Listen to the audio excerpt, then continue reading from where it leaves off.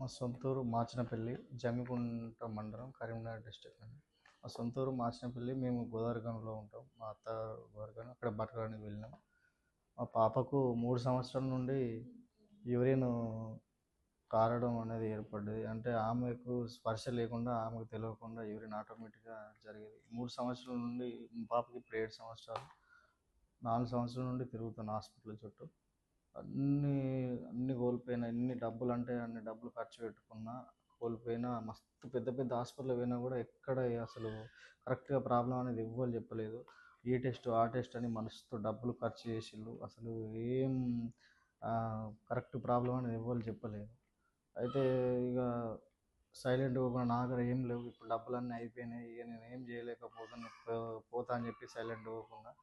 నేను మొన్న రీసెంట్‌గా ఆదిత్య మల్టీ స్పెషాలిటీ హాస్పిటల్‌లో కిడ్నీ వరల్డ్ డే సందర్భంగా అక్కడ ఉచిత వైద్య కిడ్నీ శిబిరం అని చెప్పి, మేడం పేరు గీతాంజలి అని చెప్పి వాట్సాప్‌లో చూసినాను. నేను మా గోదావరిఖని మళ్ళీ జమ్మికుంటకి వచ్చిన, మా ఊరికి వచ్చిన. ఊరికి పోయి మళ్ళీ హాస్పిటల్‌కి పోయి మేడానికి చూపించాను. మేడానికి పాత రిపోర్ట్లు అన్నీ తీసుకుపోయి మేడానికి చూపించిన.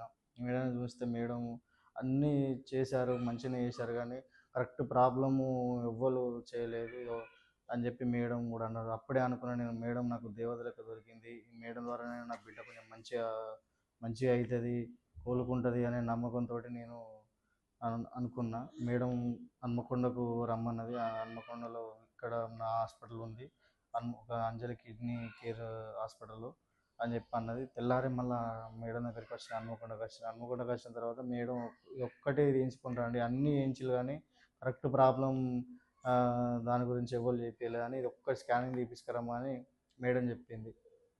సరే అని చెప్పి తీసుకొచ్చిన. స్కానింగ్ వెళ్ళక ముందుకే మేడం ఆల్రెడీ చెప్పింది, కరెక్ట్ ఇదే ప్రాబ్లం వస్తుంది ఈ అమ్మాయికి, ఒకసారి చూడండి అని. స్కానింగ్ వెళ్ళొచ్చిన తర్వాత కూడా కరెక్ట్గా మేడం ఎట్లా చెప్పిందో అదే స్కానింగ్ రిపోర్ట్లో కూడా అదే వచ్చింది. అప్పుడే అనుకున్నాం మేడం దేవత లెక్క దొరికింది అని అనుకున్నా. కిడ్నీ పాడైంది, యూరిన్ బ్లాడర్స్ సంచిలో కాకుండా బయట ఉన్నాయి, దాని ద్వారా టాయిలెట్ ఆగకుండా వెళ్ళిపోతుంది, ఆల్రెడీ కిడ్నీ మొత్తం ఖరాబ్ అయిపోయింది, సర్జరీ చేసి తీసేయాలని చెప్పి మేడం గారు అన్నారు.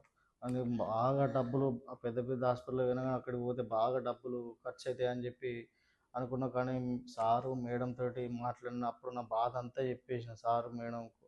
నాకు ఏం లేదు, అన్నీ కోల్పోయినా, అన్నీ మొత్తం ఇక్కడ పొలము అన్నీ అమ్ముకున్నా, నా బిడ్డ కోసం అన్నీ చేసిన, అన్నీ కోల్పోయినా, ఏం లేవు సార్ అని చెప్పి కాళ్ళ మీద పడి ఏడ్చిన. అప్పుడు సారు మేడం వాళ్ళు ఇద్దరు కలిసి నాకు తక్కువలో అంటే తక్కువలో ఆపరేషన్ చేసి నా బిడ్డను బతికించిళ్ళు. ఇప్పుడు మేడం దయ వల్ల నా బిడ్డ మంచిగా ఉంది, కొంచెం ఆరోగ్యంగా ఉంది, తొందరగా క్యూర్ అయింది.